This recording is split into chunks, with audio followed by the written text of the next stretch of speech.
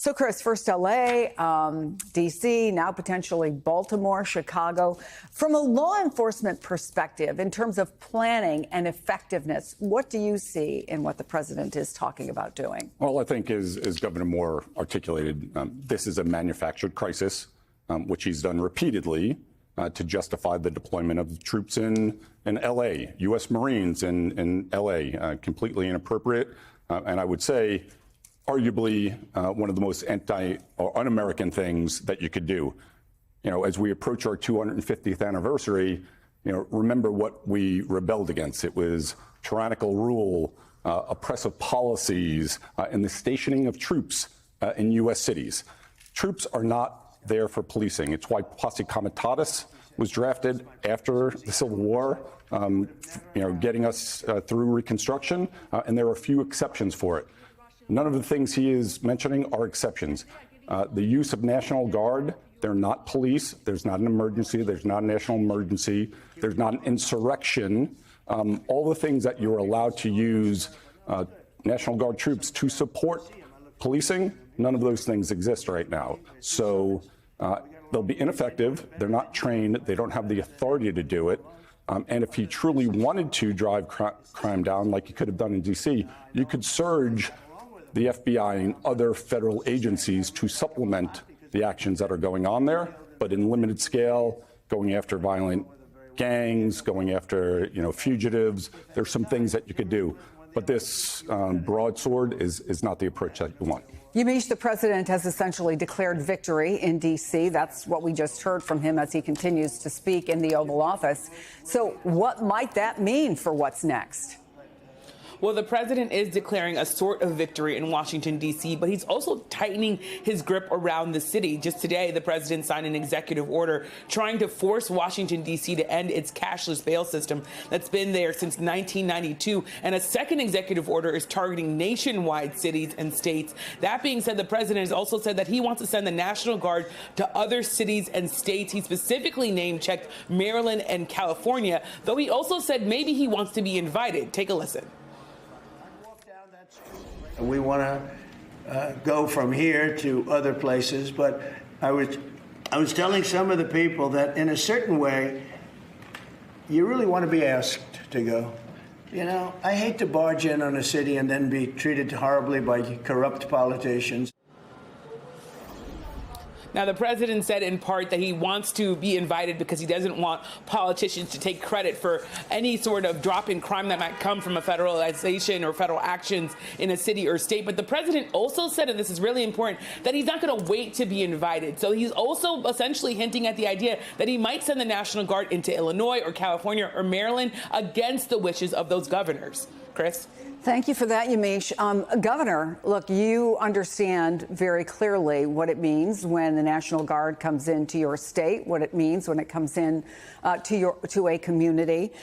Donald Trump essentially said today that, you know what, not only was he not happy that he wasn't being thanked for this, he suggested that there are people who want a dictator. He says, I'm not a dictator. I'm being accused of being a dictator. But some people may want someone to come in and take control. So I wonder how you see this and what the options are for governors in this case. Well, I mean, I have to tell you, I have such a different take than what we've just heard. They talk about a manufactured crisis. Have you been in Chicago? Have you been in Baltimore? Look, my daughter went to school in Chicago. I remember the day she graduated, there were shootings and killings right outside of her building. And in Baltimore, I have friends that go down to Johns Hopkins, get treated for medical conditions. I mean, they are nervous about ever going there. There are parts of Baltimore that he tells me he wouldn't go into. And this is not some right-wing person. This is somebody who wants to be able to go into some of our great cities and be able to be safe. Now, I do think it's important that if you're going to do this, you've got to define the mission. You've got to talk about your authority. And I think one of the earlier guest was saying that, you know, well, maybe there's narrow ways to do it. I agree with that. But that just then says that there are ways to do it. And if I had had a crisis in Cleveland, we thought we were going to have riots, or in Columbus or whatever, I would never have put, you know, the fact that, well, I'm governor, so I would want to work with other people who wanted to help me. And look, what's been happening in Chicago has been terrible. The crime rate is high. The gang problem is real. I tried to get Arne Duncan, the former education secretary under Obama, to run for mayor. He's out there trying to work to get, to deal with the gang problem. He didn't want to do it. But I think Chicago is a jewel of America. We just cannot let lawlessness and fear dominate these cities. So, yeah, I think we need to know what the mission is. I think we need to know what the authority is. I think we need to know what the length is. But the idea that these cities are somehow fine, I think you're I don't think anybody. whistling. Listen. I heard the word manufacturing crisis. This is a manufactured crisis. No, it's not. It is a crisis.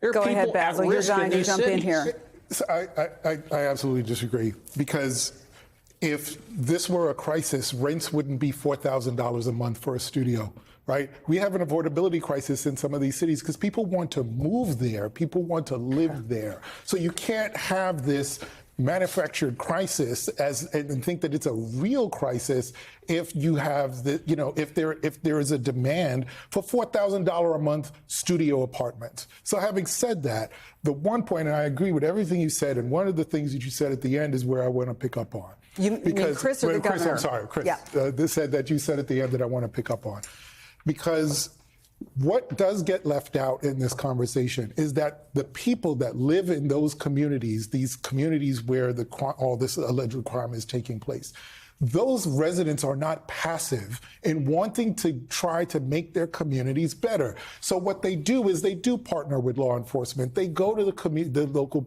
police precincts. They are in those community organization meetings with federal and local law enforcement to try to find solutions to these problems. If you want the federal government to be involved, there are tons of nonprofits that get support to be violence interrupters, to go into violent situations to try to bring some peace to their neighborhoods. None of that is really getting discussed here. What the president is saying is he wants to have law enforcement with long guns in these neighborhoods to put fear in the minds of those residents in communities that are largely led by Black mayors. Where is the partnership? That's not being discussed. Where is the elevation of those community voices and those leaders that want something done? That's not being discussed. And so don't tell me that that somehow there is this rampant crime and criminality where people don't want to be in these cities when there's an affordability crisis in those same areas. Well, I think it is fair to say, objective to say, that the crime statistics show that crime is down. Having said that, there's no one who lives in probably almost any city in America who doesn't wish that things were better, right? So to the point of all of that, Barbara, there's a political conversation that is not happening between the president and governors and mayors.